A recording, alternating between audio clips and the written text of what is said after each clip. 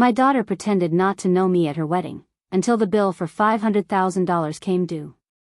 At my daughter's $500,000 wedding, the wedding I paid for with every last cent of my life savings, a guest pointed at me and asked who I was. My daughter, my only child, looked over, and with a casual laugh, she said, "Oh, that's just the help." In that moment, 30 years of sacrifice, of working double shifts and scraping by, all of it curdled into a single, cold, hard decision. They thought they were laughing at a poor, simple woman in a navy dress. They had no idea they were laughing at the woman who held all the cards. They say you would do anything for your children. You'd work your fingers to the bone, you'd give them your last dollar, you'd even give them your life. I did all of that and more.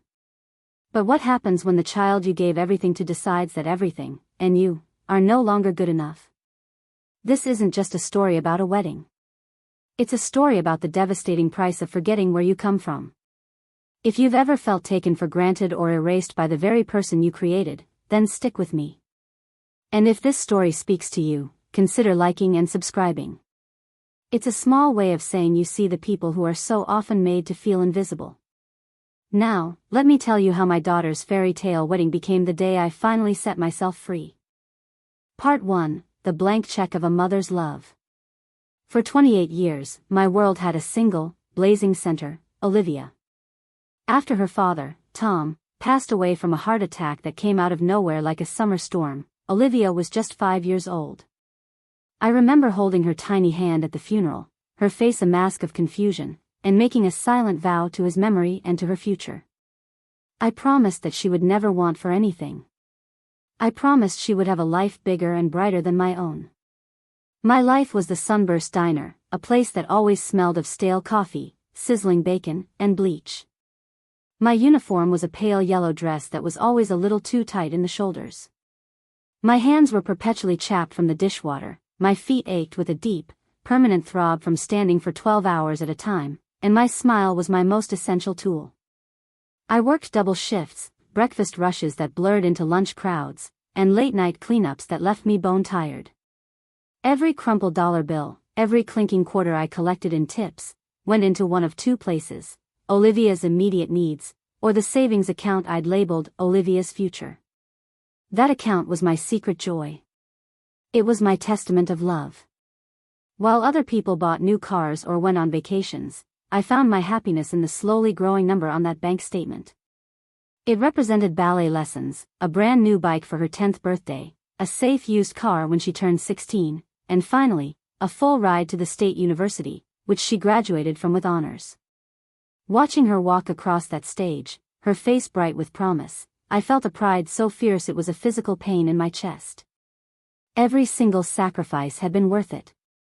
After college, Olivia's career took off. She had a sharp mind and a charisma that drew people in. She got a great job in marketing, moved to the city, and started living a life that was worlds away from the Sunburst Diner. Our relationship remained close, but a subtle shift began. Our weekly phone calls, once filled with her stories and dreams, started to include names I didn't know and references to restaurants and events I couldn't possibly afford. I was happy for her, so incredibly happy, but a small, quiet part of me felt like I was watching her through a telescope, drifting further and further away. Then came Julian. He was everything you'd expect from a man born into wealth. He was handsome, impeccably dressed, and possessed a casual confidence that came from never having to check a price tag in his life. His family, the Prestons, were real estate tycoons. They lived in a sprawling estate in a gated community, a place with manicured lawns and a silence so profound it felt unnatural. The first time I met them, I drove my 10-year-old sedan to their home and felt like I was parking a tricycle next to a fleet of spaceships. I wore my best dress, the one I saved for church, but next to Julian's mother, Eleanor, with her tailored silk suit and understated diamond earrings, I felt like a house sparrow in a flock of peacocks. They were polite, of course. It was a cold, brittle politeness, the kind you show to the mailman or the gardener. They asked me what I did, and when I said I'd managed a diner for 30 years, Eleanor gave a tight, thin smile and said, "How quaint. It must be so rewarding to work with your hands." It wasn't a compliment. It was a classification. I was placed neatly in a box labeled working class, and the lid was shut. Olivia, my Olivia, just squeezed my hand and said nothing. I brushed it off. I told myself I was being sensitive. This was my daughter's happiness, and that was all that mattered. 6 months later, Olivia called me, her voice practically vibrating with excitement. They were engaged. I cried with joy, pure and simple. My baby girl was getting married. We met for lunch the following week at a trendy bistro downtown, a place where the salads cost more than my daily tips. "Mom," she said, her eyes shining, a massive diamond glittering on her finger. "Julian and I have been talking, and I know it's a lot to ask, but I've always dreamed of a real fairy tale wedding. The kind you see in magazines. No expense spared. A day that's just perfect." I looked at my daughter's hopeful, beautiful face. The face of the little girl who I used to read fairy tales to every single night. How could I say no? This was it. This was the culmination of Olivia's future. This was the final, grand act of my life's work. "Of course, sweetheart," I said, my voice thick with emotion. "Whatever you want. I'll take care of it. All of it." She teared up. "Really, Mom? Are you sure?" I reached across the table and squeezed her hand. "I've been saving for this day since you were born. It's all for you." That evening, I went to the bank and transferred the entire balance of my savings account into my checking. The number was staggering, even to me. After 3 decades of relentless work and frugal living, I had saved just over $500,000. It was a monument to a lifetime of sacrifice. And I was about to give it all away in a single, glorious day for my daughter. I felt a surge of pride and love so powerful it made me dizzy. But as the wedding planning began, that initial joy started to fray at the edges. Olivia hired a wedding planner, a woman named Genevieve who spoke with a clipped accent and seemed to physically recoil from my sensible shoes. I was invited to the initial meetings, but my presence felt like a token gesture. They discussed floral arrangements costing tens of thousands of dollars and catering menus with ingredients I'd never heard of. Whenever I'd gently raise a question about the budget, Olivia would give me a strained look and say, "Mom, please. Genevieve and the Prestons know what they're doing. Let's not try to cut corners." It wasn't about cutting corners. It was about the dizzying speed at which my life savings were being allocated to things like artisanal ice sculptures and a string quartet for the cocktail hour. I was becoming a silent checkbook. My role was to approve the astronomical wire transfers, not to offer an opinion. I was the financier, not the mother of the bride. The first real crack in the foundation appeared during a venue tour. We were at a magnificent old estate overlooking the ocean. Eleanor Preston was there, gliding through the grand ballroom as if she owned it. "Now, for the seating chart," Genevieve said, looking at Olivia and Eleanor. "We'll have the head table here, of course. Prestons and honored guests." I stood there, a few feet away, expecting Olivia to point out where I would sit. She didn't. She was completely absorbed in conversation with Eleanor about which distant cousin would be offended if they weren't seated close enough to the front. I felt a chill creep over me. It was a small thing, an oversight perhaps, but it felt intentional. I cleared my throat. "Olivia, honey? Where will I be?" Olivia turned, her face flushing slightly. "Oh. Mom. Right. Genevieve, we need a spot for my mom." Eleanor looked me up and down, a flicker of something. Was it pity? Contempt? In her eyes. "Well, we can't have her at the head table, darling. It's strictly for the immediate wedding party and family." The emphasis on the word family was not lost on me. I was something other. "We'll find a nice table for you, Mom," Olivia said quickly, turning back to the planner. "Don't worry. Don't worry." I stood in that opulent, empty ballroom, the scent of sea salt and old money in the air, and for the first time, a cold, terrifying thought entered my mind. She was ashamed of me. My daughter, my whole world, was ashamed of the woman who had scrubbed floors and served coffee for 30 years to give her this very day. I pushed the thought down, buried it deep. It was too ugly, too monstrous to confront. It was wedding stress, I told myself. She was just overwhelmed. But the seed of that terrible truth had been planted, and in the weeks to come, I would feel it begin to grow. Part 2, The Rising Tide of Humiliation. In the months leading up to the wedding, that single seed of doubt began to sprout, its thorny vines wrapping around my heart. The slights, both small and large, started to accumulate, like a debt of disrespect that was growing with interest every day. I felt like I was losing my daughter in slow motion, watching her get pulled away by a tide of wealth and status that I couldn't compete with. The dress shopping was a particularly brutal lesson in my new, diminished role. We went to a boutique in the city where the dresses were kept in a vaulted, climate-controlled room, like priceless artifacts. The air was thick with the scent of lilies and entitlement. I was joined by Olivia, Eleanor, and Julian's sister, Chloe. They sipped champagne, their laughter echoing off the marble floors, while I sat nervously on a plush velvet chair, my simple cloth purse looking pitifully out of place. Olivia emerged in a gown that was, I had to admit, breathtaking. It was a cascade of lace and silk, adorned with thousands of tiny, hand-sewn pearls. She looked like a princess. A real-life fairy tale. "Oh, darling, it's perfect," Eleanor gushed, clapping her hands delicately. "It's you, Liv," Chloe agreed. I just stared, my throat tight. "You look beautiful, sweetheart," I managed to say. "Absolutely beautiful." Then, I made a mistake. A mother's mistake. I looked at the tag hanging discreetly from the seam. The price was more than I had made in a single year at the diner. It was more than the down payment on my little house. My breath caught. "Olivia," I whispered, my voice barely audible. "Honey, this dress, it's a lot." The room went quiet. Olivia's radiant smile faltered. Eleanor raised a perfectly sculpted eyebrow. "Diane," she said, her voice smooth as ice but twice as cold. "One does not discuss the price of art. And this," she gestured to my daughter, "is art. Julian expects his bride to look her best.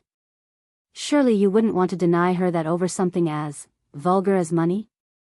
The shame was instant and overwhelming. She had made me feel cheap. Dirty. As if my concern for the last vestiges of my life savings was a social blunder of the highest order. I looked to Olivia, hoping she would defend me, or at least understand. Instead, she looked away, her cheeks pink with embarrassment. "She's right, Mom," Olivia said quietly, her eyes fixed on her own reflection in the mirror. "Let's not worry about it. This is the one." I felt like I had been slapped. She didn't say, "Don't worry, Mom, we can find something else." She said, "She's right." She had aligned herself with Eleanor. In that moment, in that temple of exorbitant vanity, I was no longer her mother, I was the vulgar woman who talked about money. I nodded numbly and reached for my checkbook. The pen felt impossibly heavy as I signed away the equivalent of 2 years of my life. The humiliations continued. I was left off email chains with the vendors. My name was misspelled on a draft of the wedding program, Diana, instead of Diane. A careless typo, Olivia assured me, but it felt like a symbol of how little I mattered in this grand production. I tried to assert myself once, suggesting they use a local baker I knew who made the most incredible wedding cakes. The suggestion was met with a strained silence, followed by Olivia explaining, "Mom, we're using a pâtissier from the city that all of Julian's family uses. It's all been handled." My world, my knowledge, my tastes, they were no longer valid. They were small and provincial compared to the grand, sophisticated world of the Prestons. I tried to talk to her, to bridge the growing chasm between us. I invited her to the diner for lunch one afternoon, hoping that the familiar setting, the worn vinyl booths and the smell of home fries, would bring my old Olivia back. She looked around the place, a place she had practically grown up in, with a look of faint distaste. "It's smaller than I remember," she said. "Olivia," I started, my hands wrapped around a warm coffee mug. I feel a little lost in all of this wedding planning. It feels like I'm not a part of it. She sighed, a frustrated, impatient sound. Mom, I knew you wouldn't understand. This is a different world. The Prestons have expectations. My friends have expectations. I'm trying to manage all of that. I need you to just trust me. You don't have to be involved in every single decision. Your job is to just show up and be the proud mother of the bride. Her words were meant to be reassuring, but they felt like a gag order. My job was to be a smiling prop, a silent benefactor. My job was to provide the funds and then fade into the background. The pain of it was a dull, constant ache. I was bankrolling my own erasure. The final, undeniable proof of my exile came the week before the wedding. The invitations had gone out months ago, a magnificent creation of cardstock and calligraphy that had cost a small fortune. I, of course, received one. On the back of the main invitation was a smaller, elegantly printed card. It read, "Mr. and Mrs. Preston cordially invite you to a rehearsal dinner in honor of Julian and Olivia." Days went by, and I heard nothing about it. I assumed Olivia would call with the details. She never did. Finally, 2 days before the event, I had to ask. "Oh, the rehearsal dinner," she said over the phone, her voice unnaturally bright. "Right. Mom, it's going to be a really late night, and it's way out at the Preston's Country Club. It's really just for the wedding party, you know, to run through the ceremony logistics. You don't need to worry about coming all that way. You should rest up for the big day." The excuse was so flimsy, so transparently false, it was insulting. I was not part of the wedding party. I was the mother of the bride. I was the one paying for the entire affair. And I was being deliberately, unequivocally excluded. "I see," I said, my voice dangerously quiet. "Great. So I'll see you Saturday morning then? Don't forget, we need you there early to help Genevieve with the place cards," she chirped, completely oblivious, or perhaps indifferent, to the knife she had just twisted in my heart. She hung up. I stood in my silent kitchen, the phone still pressed to my ear. I was good enough to pay. I was good enough to show up early and arrange place cards like a hired hand. But I was not good enough to be included, to be acknowledged, to be celebrated alongside the groom's family. The ugly truth I had tried to bury was now fully unearthed, staring me in the face. My daughter was not just ashamed of me. She was actively hiding me. She was curating her new life, and her diner waitress mother did not fit the aesthetic. The ache in my chest was no longer dull, it was a sharp, piercing agony. The fairy tale was a lie. I was funding a fantasy that had no room for me in it. And as I stood there, utterly alone, with the invitation to my own daughter's wedding feeling like a writ of banishment, the pain began to curdle into something else. Something colder, clearer, and far more dangerous: resolve. Part 3, The Contingency of a Broken Heart. That night, the night of the rehearsal dinner I wasn't invited to, I didn't sleep.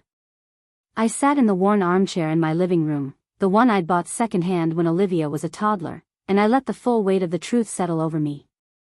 For hours, I did nothing but stare into the darkness, the silence of my small house a deafening testament to my exclusion.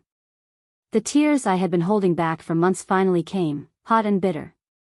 They weren't tears of sadness. They were tears of mourning. I was mourning the daughter I thought I had raised, the close, loving bond one thought we shared, and the naive dream that my love and sacrifice would always be enough. But as the first pale light of dawn crept through the blinds, the tears stopped.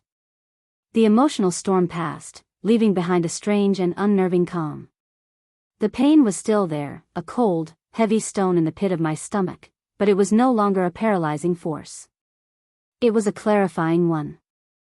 I finally saw the situation for what it was, stripped bare of all my maternal hopes and illusions. My daughter and her new family saw me as a transaction.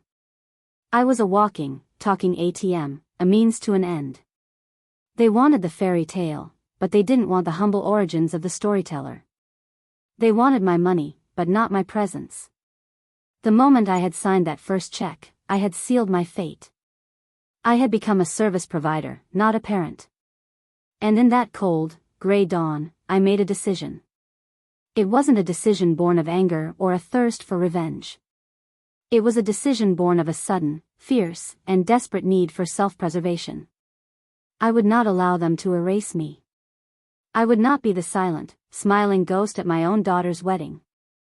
I would give Olivia one last chance, on her wedding day, to prove me wrong. One last chance to show me that the daughter I loved was still in there somewhere. But I would not go into that day defenseless. I would go prepared. I would create a contingency plan. A plan for what I would do if my worst fears were confirmed. My first move was methodical and quiet. I went to my desk and pulled out the large accordion file where I had obsessively kept every single piece of paper related to the wedding. I had contracts from the venue, invoices from the caterer, receipts from the florist, the orchestra, the dressmaker, the cake pâtissier. I spread them all out on my dining room table. For months, I had looked at these papers with a sense of pride. Now, I looked at them with the cold, analytical eye of an auditor. I spent the entire day on the phone. My story was the same for each vendor. Hello, this is Diane Miller, Olivia's mother. I'm just calling to confirm the payment schedule for the wedding tomorrow. I've been handling the finances, and I want to make sure all my ducks are in a row. They were all happy to talk to me. My money made me a valued customer. I confirmed the deposits I had paid. I confirmed the outstanding balances. But most importantly, I confirmed the names on the contracts themselves. As I had suspected, the contracts were almost all in the names of Olivia Miller and Julian Preston. I had simply been the one making the payments, the financial guarantor. Legally, the debt belonged to them. I was just the benevolent party who had been covering it. This was the crucial detail, the fulcrum upon which my entire plan would pivot. With each call, my resolve hardened. I asked each vendor to email me a final, itemized invoice of all costs, showing the amount paid and the balance remaining. For my records, I'd say sweetly. By the end of the day, my printer had churned out a small mountain of paper. My next step felt like a betrayal of my own heart, but I knew it was necessary. I sat down at my computer and created a new document. I titled it, Final Invoice, The Wedding of Olivia Miller and Julian Preston. Using a simple spreadsheet, I meticulously cataloged every single expense, from the $500,000 venue down to the $500 fee for the calligrapher who had misspelled my name. I listed the deposits I had paid next to each item, and in the final column, I listed the outstanding balance. At the bottom of the page, in bold, red letters, was the grand total of what was still owed. It was a staggering six-figure sum. The final number was so large it seemed unreal. This was the price of the fairy tale. The price of forgetting who you are. I printed a single, perfect copy and folded it neatly, placing it in a crisp, white envelope. Then came the hardest part. The speech. In my heart, I still held out a sliver of hope. A desperate, foolish hope that Olivia would see me at her wedding, that her heart would melt, and she would remember the woman who raised her. So, I wrote 2 speeches. The first was the speech I had dreamed of giving. It was filled with love, with funny anecdotes from her childhood, with heartfelt wishes for her future. It was a mother's tribute to her daughter. Reading it over, tears welled in my eyes. This was the speech I wanted to give. The second speech was different. It was short, precise, and utterly devastating. It was not a speech, it was a statement of fact. A declaration of independence. I practiced both speeches in front of the bathroom mirror, my voice quiet but steady. I had to be ready to deliver either one. The morning of the wedding, I woke up before the sun. My plan was in place. The invoice was in my purse. The 2 speeches were memorized, 2 different futures resting on my tongue. I got into my navy dress, simple, elegant, and paid for. It felt like armor. Just as I was about to leave, my phone rang. It was Olivia. "Mom. Thank God I caught you," she said, her voice a whirlwind of frantic energy. Listen, I know I said to be there at 10, but can you make it 9? Genevieve is in a panic about the gift table setup, and the place cards are still a mess. I could really use an extra pair of hands before all the chaos starts. I stood there, my car keys in one hand, my purse in the other. An extra pair of hands. That's what she needed. Not her mother. Not a guest of honor. She needed the help. The last, flickering ember of hope in my heart was extinguished. The choice was made. Not by me. But by her. Of course, sweetheart, I said, my voice a mask of calm. I'm on my way now. I'll take care of it. As I drove to that grand estate, I wasn't driving to my daughter's wedding. I was driving to the end of a chapter of my life. I knew, with a certainty that chilled me to the bone, which speech I would be giving. And I knew, with that same certainty, that I would not be staying for the cake. Part 4, the final invoice. I arrived at the estate to a scene of controlled chaos. Florists were rushing past with massive bouquets of white roses, musicians were tuning their instruments on the lawn, and the air buzzed with the frantic energy of last-minute preparations. I found the wedding planner, Genevieve, her face a pinched mask of stress, barking orders into a headset. "Ah, Diane, good," she said without turning to look at me. "The place cards are over there. They need to be in alphabetical order at each table.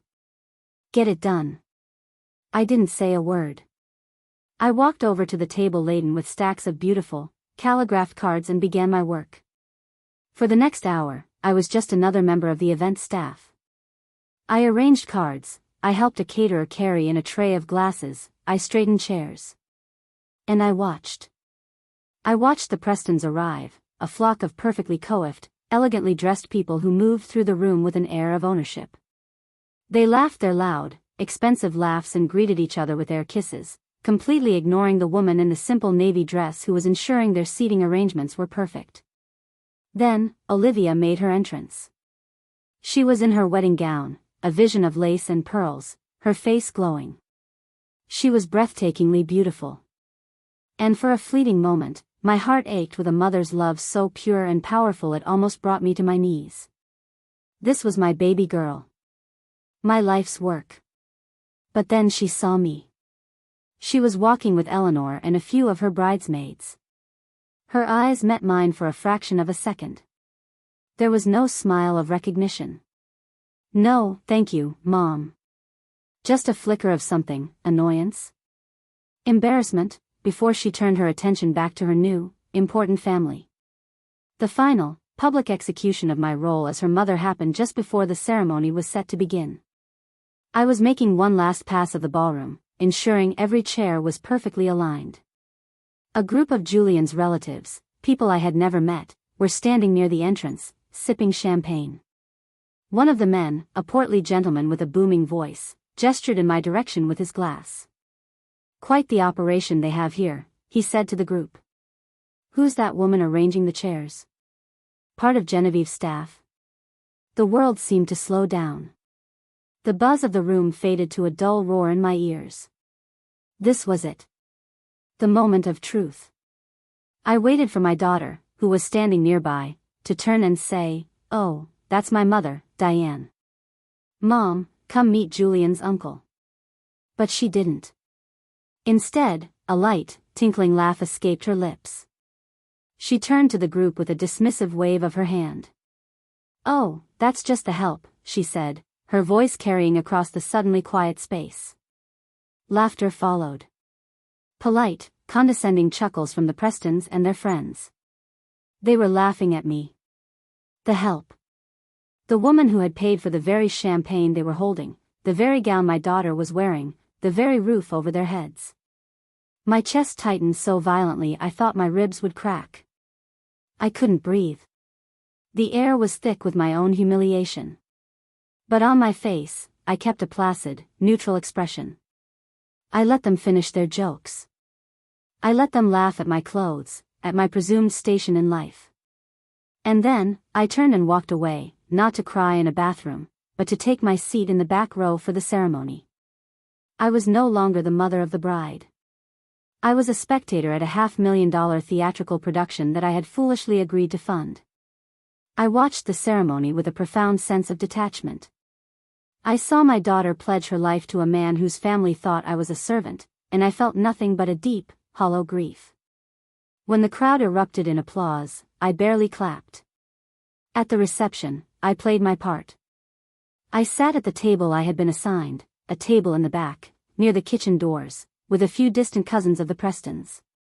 I ate my chicken, I sipped my water, and I waited. I watched the toasts. Julian's father gave a booming speech about legacy and family dynasties. The best man told a few off-color jokes. The maid of honor cried. And then, when there was a lull, when the orchestra had softened to a gentle melody and the waiters were clearing the dinner plates, I stood up.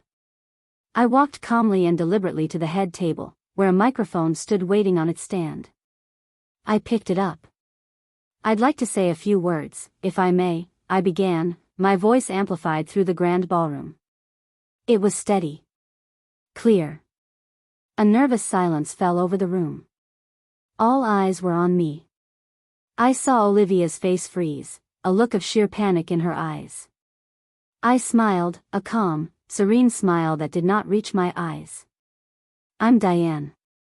I'm Olivia's mother. And I am so proud of the woman she has become." I paused, letting the words hang in the air. "She has grown into a woman with incredibly expensive taste, and, clearly, a very selective memory." A few nervous chuckles rippled through the room. Olivia's face went from pale to ashen. Julian looked utterly confused. "You see," I continued, my voice never wavering, "this beautiful, fairy tale wedding, the magnificent venue, these gorgeous flowers, the champagne that's been flowing all night, the crystal chandeliers glittering above us, all of it came from a single source. My savings account." I let that sink in. For 30 years, I worked double shifts at a diner so my daughter could have everything she ever dreamed of. The total cost for this dream? I looked directly at Olivia, then at Julian, then at Eleanor. I let the silence stretch until it was uncomfortable. $500,000. The room went absolutely still. You could have heard a pin drop. The gasps were audible. Julian's jaw literally dropped. "But," I said, my voice softening to an almost conversational tone, "since I'm apparently just the help, I've decided tonight is the perfect night for me to retire. And as such, I am stepping down from my final duty as the financial backer of this event. Effective immediately, all further payments and outstanding balances are now the responsibility of the happy couple." My eyes locked with Julian's. His face was a mask of horror. I reached into my simple cloth purse and pulled out the crisp, white envelope. I walked over to the head table and placed it neatly in front of him. "Congratulations," I said, my voice just loud enough for the microphone to catch. "The final bill's in your name now." And with that, I set the microphone back in its stand. Without looking at anyone else, I picked up my purse from my chair, turned my back on the stunned silence, and walked out of the ballroom. I didn't run. I walked with the slow, deliberate pace of a woman who had just unburdened herself of the heaviest weight of her life. Behind me, I heard a cacophony of whispers erupting, a woman's sharp gasp, and the distinct, shattering clink of a champagne glass hitting the marble floor. I did not turn around. I pushed open the grand doors and stepped out into the cool, quiet night.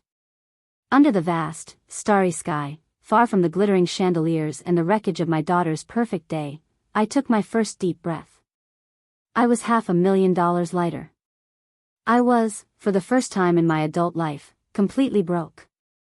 And I had never, ever felt so rich. I was completely and utterly free. The fallout was, as you can imagine, immediate and nuclear. For days, my phone was a constant barrage of rage, disbelief, and finally, pathetic pleading. Olivia, Julian, even Eleanor Preston, they all tried to reach me. I didn't answer. I blocked their numbers. Let them sort out the mess they had created. Let them learn the value of $1, and the pricelessness of a mother's respect. I don't know if Olivia and Julian's marriage survived that night. Frankly, I don't care. The daughter I knew was gone long before the wedding. My final act was simply to acknowledge it. Sometimes, the most powerful thing you can do is to stop paying for your own disrespect. The price of my freedom was my life savings, and the loss of my only child. And I would pay it again in a heartbeat. Thank you for being here with me today. If this story found a place in your heart, and you believe in the importance of self-worth, leave a comment down below. Sharing our stories is how we heal. And please, subscribe for more tales of justice being served, one way or another. Until next time, remember your value. No one can take it from you unless you let them.